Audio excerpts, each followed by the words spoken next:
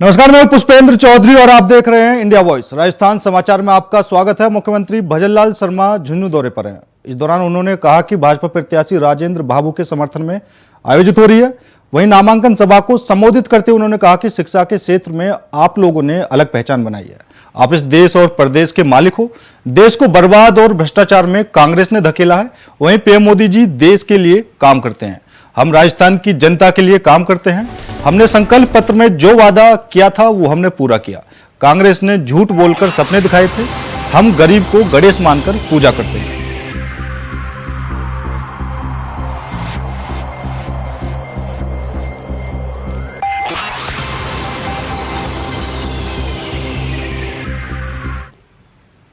आज बहुत शुभ दिन है। शक्ति के सहयोग से आज अष्टमी है। माननीय आज के समारोह के मुख्य अतिथि श्रीमान भजनलाल जी शर्मा साहब महाशक्ति के बड़े उपासक है। देश के यशस्वी प्रधानमंत्री माननीय नरेंद्र मोदी जी की शक्ति उपासना के बारे में तो पूरा संसार जानता है। अपने अद्भुत करिश्माई शक्ति और सामर्थ्य के बल पर भारत की साख को दुनिया के मंच पर बढ़ाते हुए इस देश के विकास का सशक्त आधार दिया है। आज के शुभ अवसर पर यह कहते हैं कि हम माननीय प्रधानमंत्री जी की समस्त कल्याणकारी योजनाओं के साथ राजस्थान की सरकार के साथ जुड़कर जोधपुर विधानसभा जो पिछले लगभग 15 वर्षों से विकास का तड़प रही थी, उसे विकास की दृष्टि से अग्रणी बनाने के लिए माननीय मुख्यमंत्री जी अपनी टीम के साथ अपना आशीर्वाद देकर हमारे बीच में खड़े हैं। साथियों, चुनाव का मौसम है, स्थितियां भी सापेक्ष है, माहौल भी बड़ा अच्छा है। 12 नवंबर को देश में जाएंगे। 13 को लोकतंत्र का त्योहार है, शिव का दिन है। प्रधानमंत्री जी उस दिन वह दिन लोग है और आपकी मेहनत और आपसे कहूंगा कि आपको अपना भविष्य आपको भी देखना है और आपने देखा। कांग्रेस के लोग कहते थे आप क्या करोगे। अरे अभी देखते जाइए। पेपर लीक की कार्रवाई जो हमने कहा था, पहले दिन कहा था कि इनको छोड़ने वाले नहीं है। अभी यह संख्या धीरे धीरे, पहले हमने कहा 50 पार की, 100 पार की, 150 पार की, धीरे धीरे 200 पार करने वाली है। सलाखों के अंदर है। और मैं आज भी दोहराना चाहता हूं, कोई भी बचने वाला नहीं है। कोई भी बचने वाला नहीं है। जिन्होंने युवाओं के साथ घात किया है वो कोई भी बचने वाला नहीं है। वो भी अंदर जाने वाले हैं। उन अपराधियों को छोड़ने वाले नहीं हैं। और मैं एक बात और कहना चाहता हूं, जिस तरह से हमने भर्तियां निकाली हैं, आपने देखा किसानों के साथ हमने 6,000 रुपए किसान सम्मान निधि मिली थी, 8,000 की कि नहीं की, आप बताइए। आपके खाते में आई कि नहीं आई। आपको मैं यही कहना चाहता हूं। और मैं ये भी कहना चाहता हूं मेरे भाई और बहनों, ये लोग कहते थे कि आप गेहूं में 2275 रुपए था, हमने 2400 रुपए किया कि नहीं किया, और केंद्र ने और बढ़ा दिया। हर साल बढ़ रहा है कि नहीं बढ़ रहा है। मैं आपसे यही कहना चाहता हूं मेरे भाइयों। और एक वादा और किया है मैंने आपसे, और मैं वादा इसलिए दोहराना चाहता हूं कि आप भी मुझे बताते रहे, आप भी मुझे कहते रहे। हमने कहा है कि आने वाले समय में किसान को दिन में लाइट देंगे, दिन में बिजली देने का काम करेंगे। और मैं आपको यह विश्वास दिलाता हूं कि आपने देखा होगा कांग्रेस ने कभी काम नहीं किया। एक बाट 5 साल में एक बाट बिजली पैदा नहीं की। और हमने कहा है कि 2027 तक राजस्थान को बिजली के मामले में हम आत्मनिर्भर बना देंगे और किसान को दिन में बिजली देंगे, रात में जाने की जरूरत नहीं है। रात में हमारा किसान सिंचाई करता था, हमने कहा दिन में बिजली देंगे। और ये वादा मैं आपसे करना चाहता हूं कि 2027 तक हम किसान को दिन में बिजली देने का काम करेंगे। यह मैं आपसे कहना चाहता हूं। हमारी सरकार ने जिस तरह से काम किया है, हमने 2,24,000 करोड़ रुपए के बिजली के हमने MOU किए हैं और कैबिनेट में हमने पास भी कर दिया, जमीन भी अलॉट कर दी। और काम भी चालू हो रहा है। आने वाले समय में जब इन्होंने कहा कि यमुना का पानी को हम रद्द करेंगे, मैंने हरियाणा में जाकर के कहा, मेरा भाषण सुन लेना, हरियाणा के चुनाव प्रचार में गया, मैंने कहा अरे रद्द तो तुम जब करोगे जब हरियाणा में तुम्हारी सरकार आएगी। अरे ये भावना शेखावाटी की है, क्योंकि शेखावाटी को पानी मिले और कोई नहीं आने दे तो ये शेखावाटी वाले छोड़ने वाले हैं क्या? अरे बताइए, छोड़ने वाले हैं क्या? अरे ये तो वो लोग हैं जो लोगों को पानी पिलाते हैं, प्याऊ लगाते हैं। ये तो वो लोग हैं गर्मी में खुद पानी नीचे से खींचते हैं और जाकर के प्याऊ लगाते हैं, गाय को, पशुओं को पानी पिलाने का काम करते हैं। अरे इनके पानी को रोकने की ताकत कांग्रेस के अंदर है क्या, जो इस शेखावाटी के पानी को रोक दें? बता देना, आए तो उनसे कह देना कि ये शेखावाटी के लोगों की भावना का खेल था और वो भावना का खेल हमने दिखा दिया, वहां भी दिखा दिया और यहां भी दिखा देंगे। ये मैं आपसे कहना चाहता हूं मित्रों। मैं स्पष्ट इसलिए कहता हूं कि जो काम करता है उसको किसी की परवाह करने की जरूरत नहीं होती है, क्योंकि अरे हमारे देवता है, ये पूरी ताकत देते हैं मेरे भाइयों, पूरी ताकत देते हैं। वो हनुमान जी खड़े हमारे महाराज जी, पूरी ताकत देते हैं। और जब शेखावाटी की बात आए तो चाहे कुछ भी हो, और इसलिए उन्होंने, हमने कहा वो करके दिखाया, वो कुछ नहीं कर पाएंगे। और ये मैं आपको विश्वास दिलाता हूं, आने वाले समय में हमारी शेखावाटी को यमुना पानी मिलेगा, मिलेगा, मिलेगा। अंत में मैं आपसे इतना ही कहना चाहता हूं मेरे भाई और बहनों, आप इस मुल्क के मालिक हो और मैं इस मुल्क के मालिक को इतना ही निवेदन करना चाहता हूं कि अपनी ताकत पहचानिए, अपना भरोसा पहचानिए कि हमें क्या करना है, क्या नहीं करना है। ये लोग तो चलते रहेंगे, अरे आपकी पीढ़ी तो छोड़ो, ये तो तीसरी पीढ़ी है, चौथी भी तैयार है उनकी। तो एंटी करप्शन ब्यूरो की टीम ने जयपुर, उदयपुर, डूंगरपुर जिले में बड़ी कार्रवाई को अंजाम दिया है। 8 से अधिक संपत्ति होने की शिकायत मिलने के बाद divisional consumer protection officer Jaimal Singh के ऑफिस और घर पर एसीबी ने छापेमारी की, जो इस वक्त भी जारी है। एसीबी की टीम फिलहाल सरकारी अधिकारी के घर पर दस्तावेजों को खंगाल रही है। जयमल सिंह पर आरोप है कि उन्होंने राजकीय सेवा में रहते हुए आय से अधिक संपत्तियां अर्जित की हैं।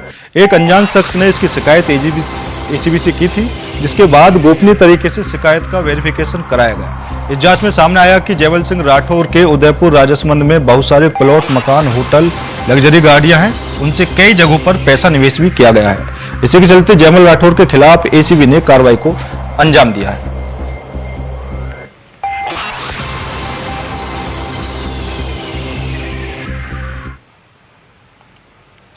मुख्यमंत्री भजनलाल शर्मा ने अधीनस्थ कर्मचारियों की ग्रेड पे 600 रुपए बढ़ाने का ऐलान किया है। सीएम का यह ऐलान राज्य कर्मचारियों के लिए किसी तोहफे से कम नहीं है।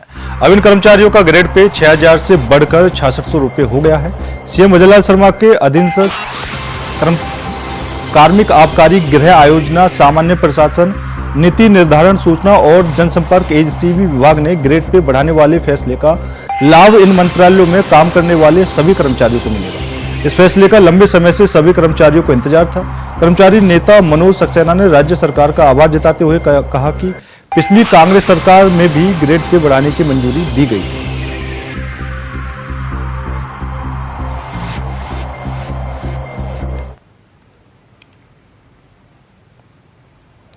सिरोही जिले के कोतवाली थाना क्षेत्र के सारनेश्वर जी पुलिये के पास एक अनियंत्रित कार पलट गई। हादसे में 5 लोगों की मौत हो गई, जबकि एक महिला गंभीर रूप से घायल हो गई, जिसका जिला अस्पताल में उपचार जारी है। सिरोही कोतवाली थानाधिकारी कैलाश दान ने बताया कि कार में सवार एक परिवार गुजरात से जोधपुर की तरफ जा रहे थे, तभी सारनेश्वर जी पुलिये के पास कार के आगे का टायर फट गया, जिससे कार अनियंत्रित होकर डिवाइडर से टकरा गई और नाले में गिर गई। हादसा इतना दर्दनाक था कि फलौदी के खारा गांव के निवासी 2 महिला, 2 युवक और 1 बच्चे की मौके पर ही मौत हो गई, जबकि 1 महिला घायल हो गई। घटना की जानकारी मिलते ही सीओ मुकेश चौधरी कोतवाली थानाधिकारी में टीम के साथ मौके पर पहुंचे और घायल महिला को जिला अस्पताल पहुंचाया। साथ ही मृतकों के शव को मोर्चरी में रखवाया गया।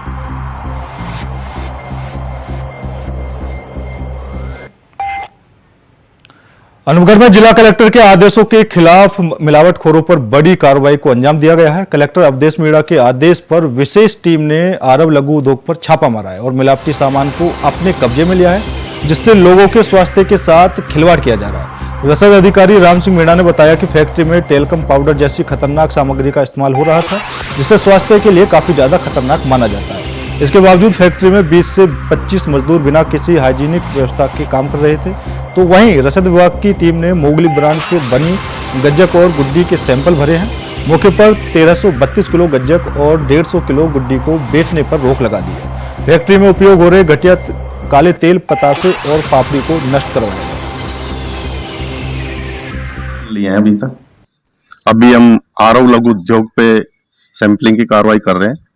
यहाँ हमने गजक मिठाई और गुड्डी उसके सैंपल लिए हैं। बाकी यहाँ पर हमने नष्टीकरण की कार्रवाई भी की है, जिसमें 15 किलो पतासा, टेलकम पाउडर, यूज तेल 35 लीटर, गुड़ की चाशनी 30 किलो, खुली गजक 15 किलो, इनको हमने नष्टीकरण करवाया है। गड्ढा खुदवा के उनको दबवा दिया गया है और इनको जो लेबर्स है उनका स्वास्थ्य परीक्षण करवाने के लिए, उनको केप और दस्ताने पहनने के लिए तथा साफ सफाई रखने के लिए पूर्णतः इनको पाबंद किया गया है। तो 2 मिठाई के हमने सैंपल भरे हैं, वो हमने विक्रय से इनको रोक दिया गया है। जब तक लेख रिपोर्ट नहीं आएगी तब तक ये विक्रय नहीं करेंगे। दीपावली का त्योहार नजदीक है और मिठाइयों की दुकानों पर दूषित मावे से मिठाइयां बनाई जा रही हैं। चिकित्सा और खाद्य विभाग की टीम ने संयुक्त कार्रवाई करते हुए 60 किलो दूषित मावे को नष्ट करवाया है। टीम ने 15 दुकानों से मावे के सैंपल भी लिए हैं। शहर में शुद्ध आहार मिलावट पर वार अभियान के तहत आज चिकित्सा और खाद्य विभाग की टीम ने कार्रवाई की। फूड इंस्पेक्टर मदन बाजिया ने बताया कि शहर में करीब 15 दुकानों का औचक निरीक्षण किया गया है। इस दौरान 10 दुकानों से सैंपल लेकर जांच के लिए भिजवाए गए हैं। सभी विक्रेताओं को प्रतिष्ठान पर साफ सफाई रखने और मिठाइयों को ढककर रखने के लिए भी निर्देश दिए हैं। साथ ही FSSAI के नियमानुसार पूर्व कलर का उपयोग करने की हिदायत दी गई है।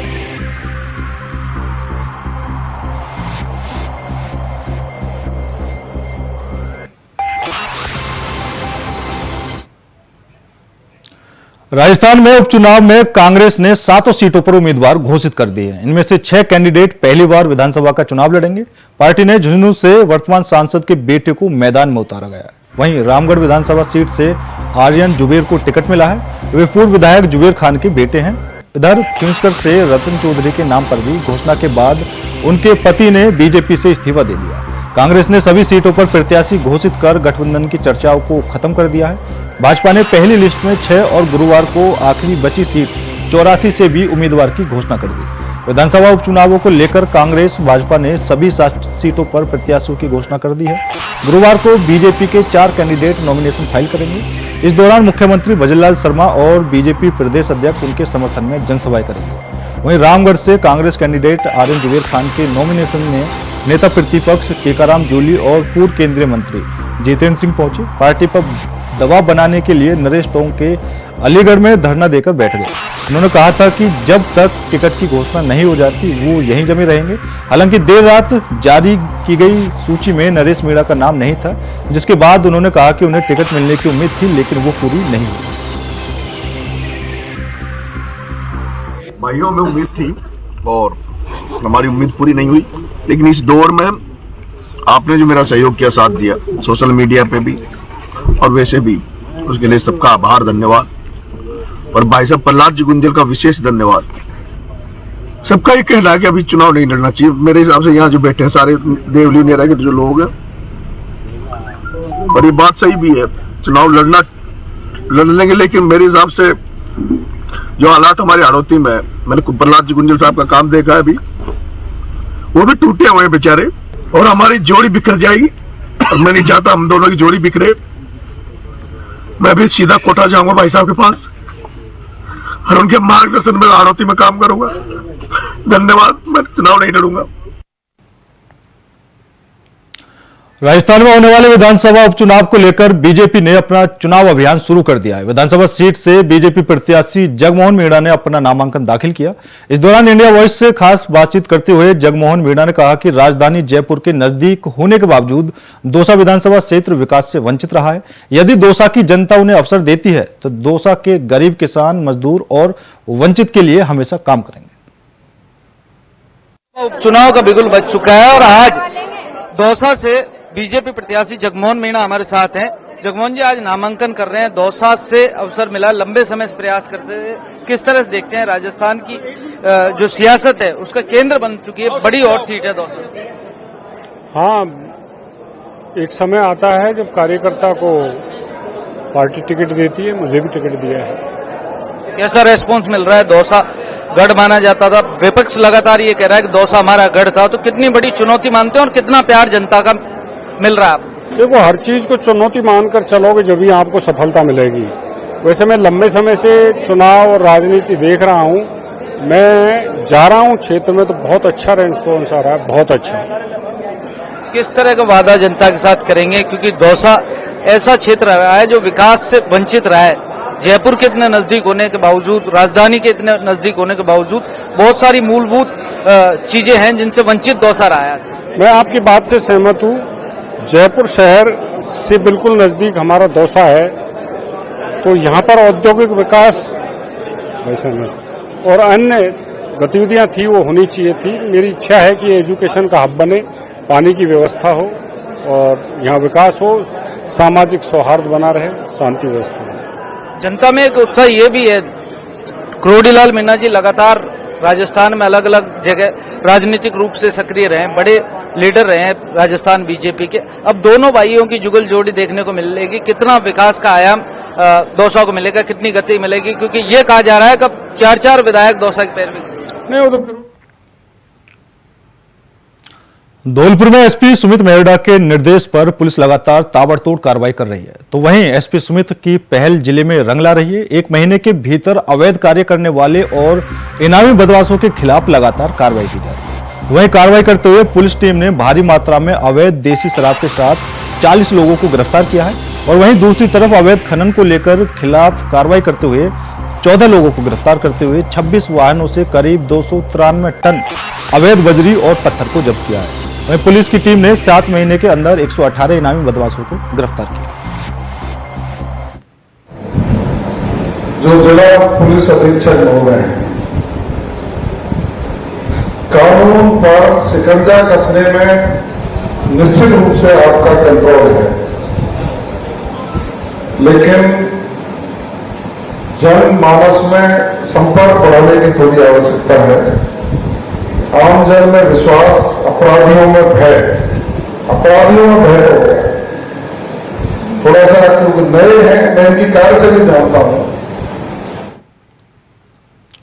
राज्य में राजस्थान प्री समिट शुरू हो गई है। कृषि और संबंध विभागों की प्री समिट हो रही है। कृषि और संबंध विभागों ने करीब 19,000 करोड़ के एमओयू किए हैं। कृषि और संबंध विभाग को 860 निवेशकों से एमओयू प्राप्त हुए हैं। 19,382 करोड़ रुपए से ज्यादा निवेश के एमओयू प्राप्त हो चुके हैं। कार्यक्रम में मुख्य सचिव सुधांशु पंत भी मौजूद रहे। मुख्य सचिव सुधांशु पंत ने कहा कि पहले साल में निवेशक सम्मेलन होता था, तो निवेशकों को यह भरोसा है कि उनके एमओयू इसी कार्यकाल में पूरे होंगे।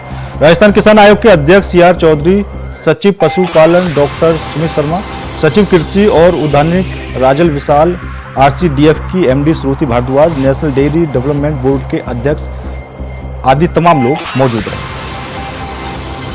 होते थे, पता नहीं इतनी मेहनत की साल भर, एन फसल के टाइम पे बारिश हो गई, ओले हो गए, कभी कुछ हो गया, बहुत नुकसान होता था। आज इतनी कुछ चीजें हो रही हैं कि वो जो अनसर्टेनिटी है वो कम होती जा रही है। गवर्नमेंट ने इतनी स्कीम्स लाए, इतने इंसेंटिव्स लाए, मुझे बड़ी खुशी हुई। राजन विशाल जी ने रिप्स के बारे में बताया आपको, मैं रिपीट नहीं करूंगा। एक बुकलेट आपके फोल्डर में है, उसको पढ़ लीजिएगा। अलग अलग सेक्टर्स में क्या एडवांटेजेस हैं उसमें लिखा हुआ है। किस तरह से सोलर एनर्जी को हम यूज कर रहे हैं हॉर्टिकल्चर के लिए, एग्रीकल्चर के लिए। प्रधानमंत्री जी कहते रहते हैं मोर क्रॉप पर ड्रॉप। राजस्थान से ज्यादा उसकी सिग्निफिकेंस कहीं पर नहीं है। पानी को हमें कैसे। जालौर शहर के जय भोलेनाथ रिजोर्ट को नगर परिषद की टीम ने सीज कर दिया है। नगर परिषद टीम ने रिजोर्ट के पक्के निर्माण को सीज किया है क्योंकि भूखंड हरित क्षेत्र में होने के कारण रिजोर्ट के हरे भरे क्षेत्र को सीज नहीं किया गया है। मामले को लेकर जालौर जिला कलेक्टर ने 16 अक्टूबर को बिना निर्माण की परमिशन के भवन निर्माण करने और आवासीय की जगह व्यावसायिक उपयोग करने पर सीज करने के आदेश दिए थे। जिला कलेक्टर के उक्त आदेश पर बुधवार को नगर परिषद टीम ने पुलिस बल के साथ मौके पर पहुंचकर रिजोर्ट को सीज कर दिया। रिजोर्ट शहर के मास्टर प्लान के अनुसार तालाब की भूमि पर बिना अनुमति के बनाया गया है। साथ ही रिजोर्ट प्रदूषण नियंत्रण बोर्ड से एनओसी लिए बिना ही संचालित हो रहा है। इस मामले में भी जिला कलेक्टर कार्यालय और प्रदूषण नियंत्रण बोर्ड जयपुर की कमेटी बनाकर 6 सप्ताह में मौका रिपोर्ट मांगेगी। दिया गया है और आज कल इनको नोटिस दिया गया था और आज इनकी सीधी की कार्रवाई की गई है। बेसिकली इनके द्वारा बिना निर्माण स्वीकृति और बिना भू उपयोग करवाए इन्होंने जो व्यावसायिक उपयोग कर रहे हैं यहाँ पे, इसके लिए कार्रवाई की गई है। इसके अलावा इस पर्टिकुलर प्रकरण, ये जो प्रकरण है, ये जो एनजीटी है, राष्ट्रीय हरित प्राधिकरण, उस मैंने जमीन ली, पट्टा छुरी जमीन मैंने ली है। ये जमीन मैंने पट्टा छुरी ली है, मैंने जमीन, ये जो जमीन पहले एग्रीकल्चर थी, बाद में हुआ पार्टी ने पट्टा करा के पट्टा छुरी जमीन लेके मैंने डीएलसी के हिसाब से रजिस्ट्री कराई है जमीन की। बाद में उन्होंने मेरे को फायर का नोटिस भेजा, फायर सेफ्टी बच्चा बोला, तो वो भी मैंने। राजस्थान की दौसा विधानसभा सीट राजनीति का केंद्र बन गई है। इसकी बड़ी वजह है भाजपा ने मंत्री किरोड़ीलाल मीणा के भाई जगमोहन मीणा को प्रत्याशी बनाया है, तो दूसरी तरफ पायलट परिवार का गढ़ कही जाने वाली दौसा सीट पर राजेश पायलट के नजदीकी परिवार से आने वाले पूर्व प्रधान डीसी बेरवा को प्रत्याशी बनाया गया है।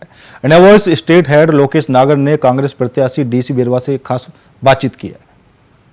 विधानसभा उपचुनाव का शंखनाद हो चुका है, चुनाव भी गुल बच चुका है। आज हम दौसा विधानसभा सीट पर हैं, जो सचिन पायलट का गढ़ कहा जाता है। लंबे समय राजेश पायलट की सियासत दौसा में रही है, पंडित नवल किशोर शर्मा की सियासत दौसा में रही है, रमा पायलट की और सचिन पायलट की राजनीतिक विरासत इस इलाके में देखी जाती है। और आज कांग्रेस के एक साधारण कार्यकर्ता डीसी बेरवा को यहां से प्रत्याशी बनाया गया है। पूर्व में यहां से मंत्री मुरारलाल मीणा विधायक थे।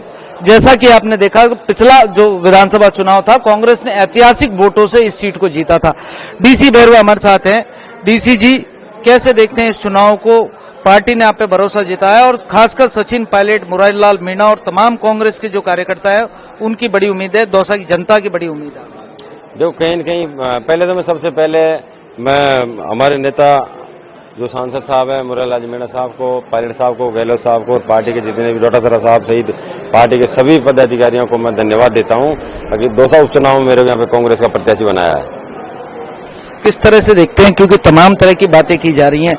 चुनाव से पहले जिस तरह के जुमले बीजेपी राजस्थान में लेके आई थी, तमाम वादे किए और खासकर पूर्वी राजस्थान को रोजगार उपलब्ध कराने की, पानी के मुद्दों को लेकर तमाम बातें की थी। 4 विधायक वर्तमान में बीजेपी के दौसा में हैं।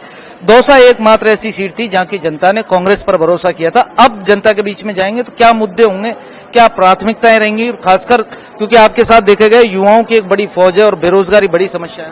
देखो ऐसा है, ये तो धांसे पट्टी दे के सरकार बनाई नहीं इन लोगों ने।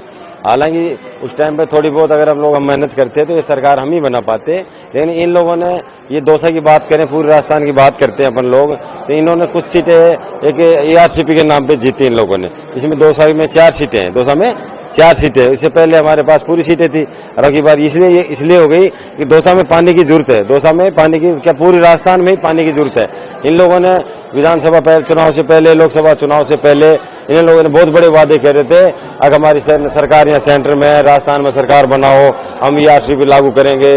इन विधानसभा चुनाव से पहले, लोकसभा चुनाव से पहले, दोनों ही से पहले इन्होंने बड़ी बड़ी रैलियां करी, वादे करे कि ARCP लागू करेंगे। लेकिन इन्होंने दोनों चुनाव में, ये तो फिर भी थोड़ा बहुत झटका लोकसभा चुनाव में इनको लग गया, नहीं तो ये बोलते नहीं।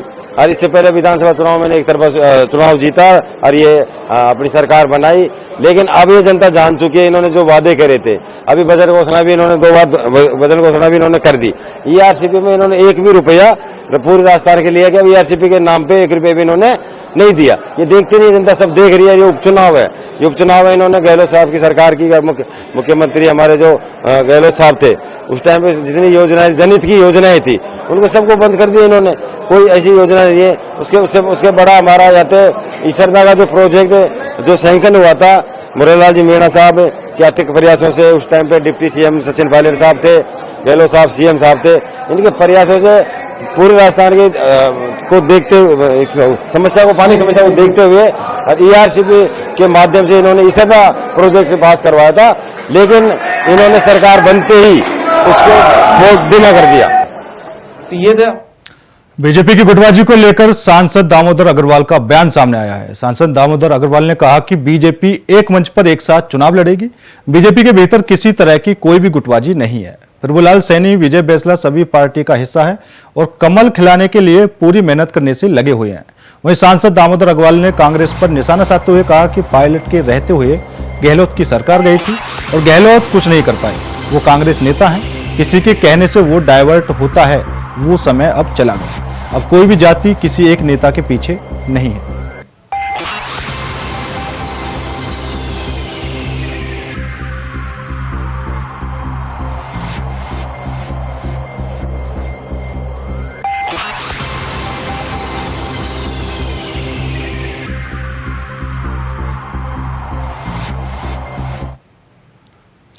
जिले की सबसे बड़ी कृषि उपज मंडी महाराजा हरिश्चंद्र झालावाड़ पर्यटन में मौजूद है। जिले के किसानों को उम्मीद होती है कि यहां पर अपनी फसलों को लेकर आने पर उनको बेचकर घर लौटेंगे, लेकिन यहां किसान परेशान हैं। किसान सुबह 6 बजे ही ट्रैक्टर में फसल लेकर मंडी में पहुंच जाते हैं, लेकिन मंडी में किसानों को प्रवेश नहीं दिया जा रहा। वहीं व्यापारी ने बताया कि मंडी में पहले से ही माल जमा है, जब तक उसकी नीलामी नहीं होती तब तक नई फसल नहीं खरीदी जाएगी।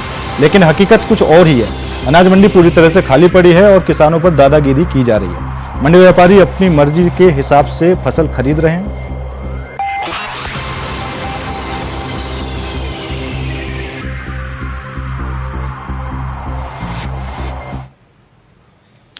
भारतीय रिजर्व बैंक इस साल अपने परिचालन के 90वें वर्ष का जश्न मना रहा है। इसके तहत आरबीआई ने आरबी 190 क्विज लॉन्च किया है, जो सभी स्नातक छात्रों के लिए एक राष्ट्रीय व्यापारी सामान्य ज्ञान आधारित प्रश्नोत्तरी प्रतियोगिता है। इस कड़ी में राजस्थान राज्य के लिए राज्य स्तरीय दौर आज नोवेटेल कन्वेंशन शुरू हुआ।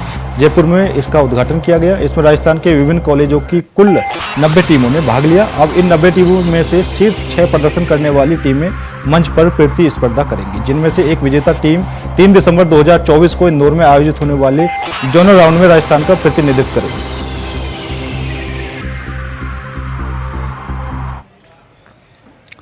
फिलहाल मेरे साथ इस बुलेटिन में इतना ही। बाकी देश और दुनिया की तमाम खबरों के लिए देखते रहिए इंडिया वॉइस।